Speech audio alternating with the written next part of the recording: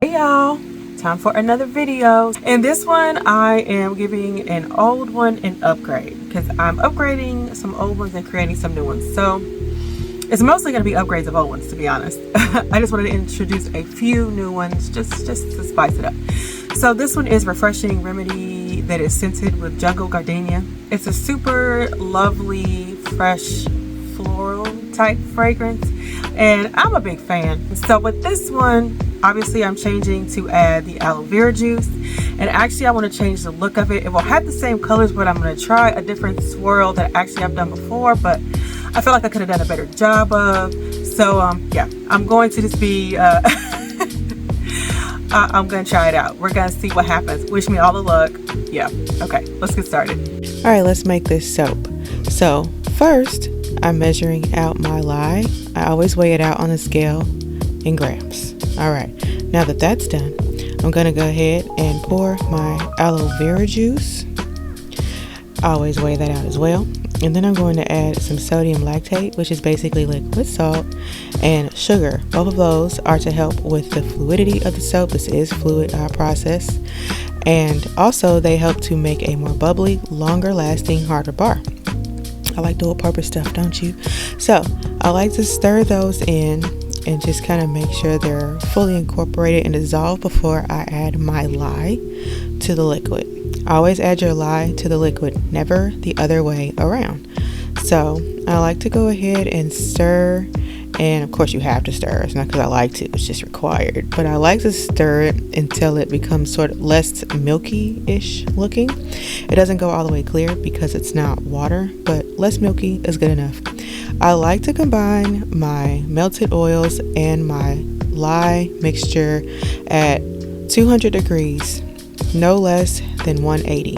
It does not work out well for me if it's less than 180. So after I pour that in, I like to start stick blending immediately, and I stick blend to trace. Trace is like a thicker consistency, not quite pudding, a little looser than pudding maybe, but it's pretty viscous. You can tell by how thick it is when you've reached trace. This looks very tracey to me, right?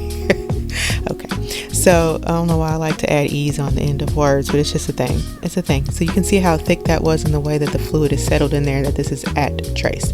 So clean off my stick blender, let it sit unbothered for as long as it will sit unbothered. It was starting to volcano and get kind of firmish, so I just wanted to stir that.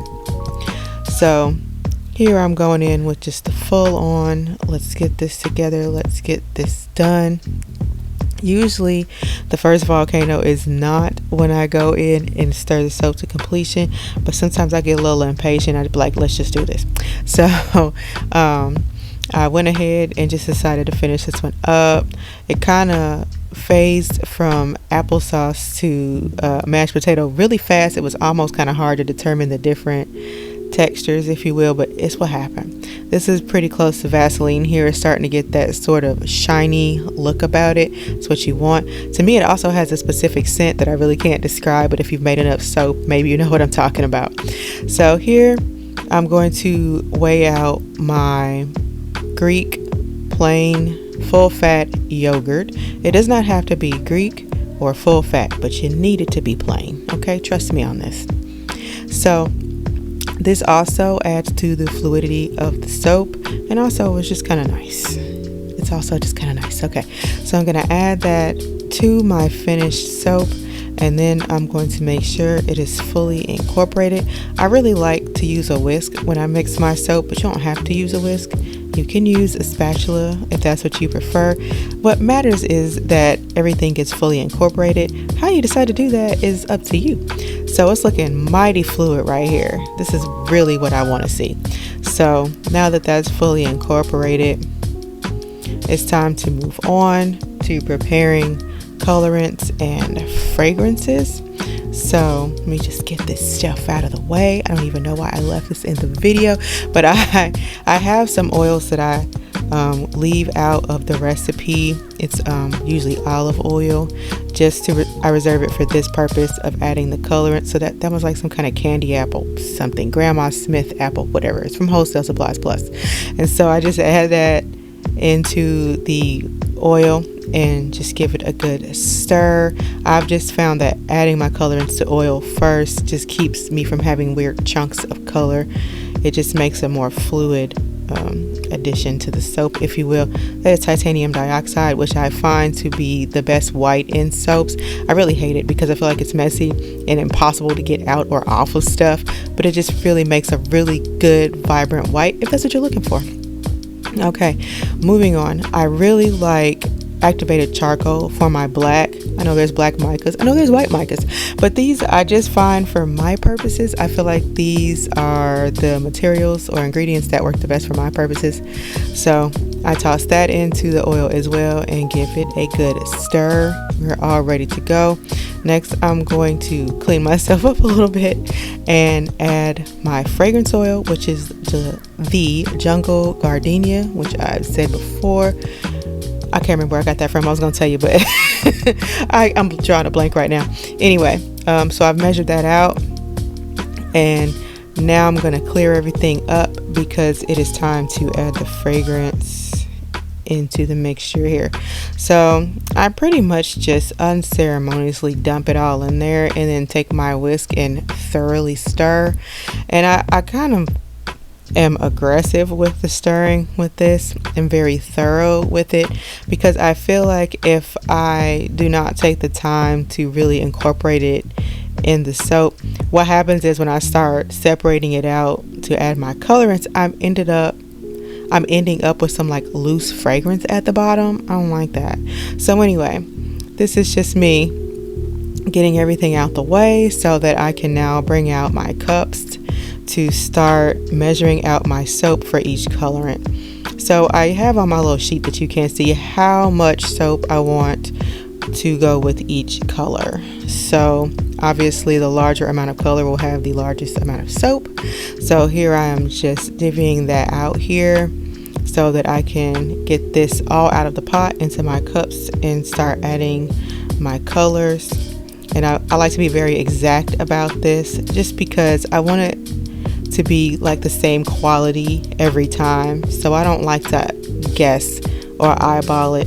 I want it to be the right amounts, the exact amounts each time. So now that I've repeated myself a bunch of times, I'm done doing that, and now it's time to add the colorants to the soap. First thing is going to be the green, because that's going to be my largest color soap. And I just make sure I thoroughly incorporate that. I really don't want any white or bits of uncolored soap in there. So you miss some of it because I don't want to bore you to death with all the aggressive stirring that that happens. But yeah, I just want to make sure it's fully incorporated. So that's the white, the titanium dioxide. Look at that. It looks really good. And then here's the final, the black color. And I'm just going to stir that in. That's going to have the smallest amount. I feel like sometimes if I do too much black, unless it's a black base, it will kind of take over the soap. So usually when I'm adding black, I don't add a lot. So here are all of my molds that I almost threw all over the table. My usual batches usually have 3. And then I'm just going to start layering in my colorants. So what I'm doing in this is, so far I've pretty much only just done a hanger swirl. In this one I really wanted to test out doing a drop swirl. So I know that sounds crazy to do that in hot process soap because it's usually only done in cold process, but I'm like, live a little, we're gonna try stuff. I feel like it's fluid enough that it could still give me some kind of pattern, something. So I'm still going in with my usual making sure that there's a pretty sharp contrast in between each color, because I still feel like that just gives me the best results.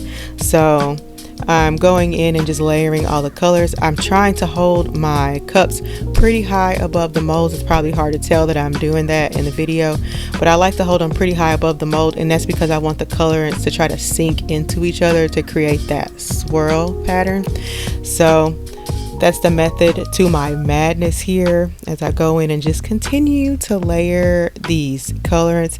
And in between most of the pours, I am just taking the molds and just banging them down on the table just like you saw. And that's just to make sure that there are not any spaces, because this is a thicker pour, obviously, than cold process. I just give it a little bang to make sure that there are no spaces which would look like a hole in the soap. So here I'm just adding my pixie dust, my fairy dust. You know, I need my sparkle, y'all. I need it. Okay. So now I'm just swirling the top so that they look like something. It's total personal preference. You don't have to do that step, but I'm just a fan, and I just think it gives a nice added little touch, and also I think it helps the glitter be more stable in the tops. So this is the final tops, the wet soap look. I think it's pretty. They sat in the freezer for about 5 or 6 hours. I took them out and let them thaw. I did not video the demolding. I don't know why. So this is me cutting the first bar, and you know, it's not horrible, but a little less than impressive. So between each cut, I like to wipe off the wire to make sure I don't drag residue in between the next cut, and then I push the whole entire log all the way over to the end, just to make sure I'm getting, you know, a good solid cut. That one turned out pretty, and that one turned out nice. I was actually pretty impressed with how these turned out. So here is the rest of the cut on these. I was really actually pretty happy with how they turned out. Pretty unique and different looking. I don't know what I was expecting. I don't think I had many expectations. I just really wanted to test it out and see what I ended up with. So let's test the lather. I took some of my little shards that were left over from demolding and cutting the soap, and just gonna throw some water on my hands and just start rubbing them together. I really like to do this test of the lather because it's less than a day after the soap has been made, and it really just gives a full nice idea of the quality of the product here, because you know, handmade soap gets better as it ages, and this soap is already delivering a lovely, delectable lather. So that's pretty much all I have for this video. If you like what you saw, please consider subscribing to my page and hitting the notification bell so you don't miss any of my uploads, and give this video a like. All right, see you in the next one.